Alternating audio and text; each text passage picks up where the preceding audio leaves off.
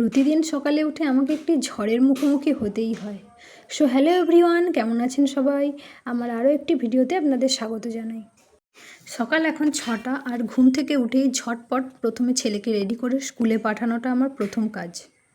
তার সাথে ওর বাবাকেও রেডি করে দিতে হয়, নাহলে আমার এটা কোথায় ওটা কোথায় করতেই থাকে।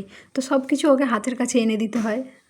এখন বাজে 6:45, আর ওকে স্কুল পাঠানোর পরে কিন্তু আমি এসে বিছানাটা তুলে নিয়েছি।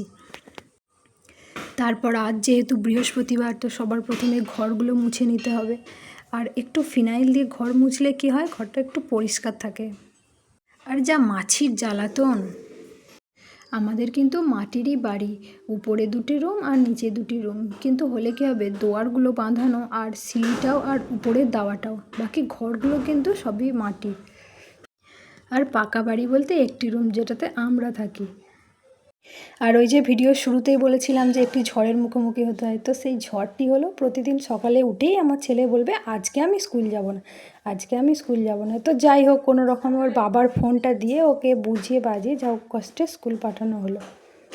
প্রথমে ওপরটা, তারপর সিঁড়িটা, তারপর নিচেগুলো সব মুছে নিলাম আমি। আর এটা হচ্ছে আমাদের সজলধারার ট্যাপ, আর এখানে এই সকালে জল দেয় 7টার সময়, তো এই জলেই আমি হাঁড়িগুলো মেজে নিলাম।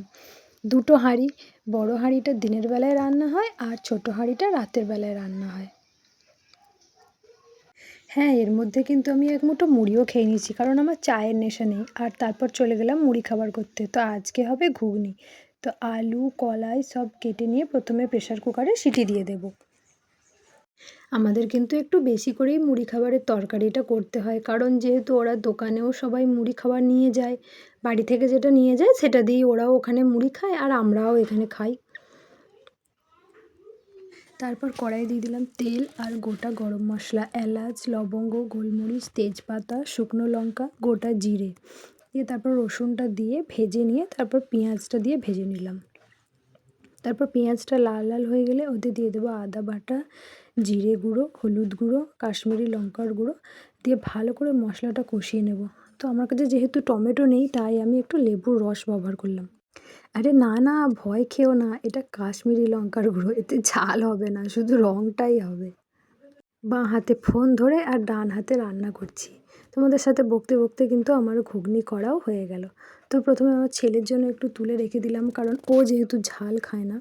তারপর 2টো কাঁচা লঙ্কা আগে দিয়ে দিলাম গোটা, তারপর দেখছি না এতে হবে না, তারপর আবার কড়াই থেকে তুলে ভালো করে ওকে থেঁতো করে দিয়ে দিলাম। তারপর দিলাম গোটা গরম মশলা, যেটা আমি বাড়িতেই নিজে বানিয়েছি। তো এখন আমার ঘুগনি হয়ে গেল। আর তোমরাও চলে এসো, কে কে মুড়ি খাবে। কালকে রাতে কিন্তু আমাদের ভাগনা এসেছে, মানে আমার বড় ননদের ছেলে। তো ওকে সবার প্রথমে দিলাম খেতে, তারপর আমিও একটু টেস্ট করে দেখলাম যে কেমন হয়েছে। এখন বাজে 10টা, আর আমার ছেলে স্কুল থেকে আসার টাইমও হয়ে গেছে, এরপর কিন্তু আমাকে ফোনটা রেখে দিতে হবে। তো আজকের ভিডিওটি এই পর্যন্ত। ভিডিওটি কেমন লাগলো জানিও। Bye bye.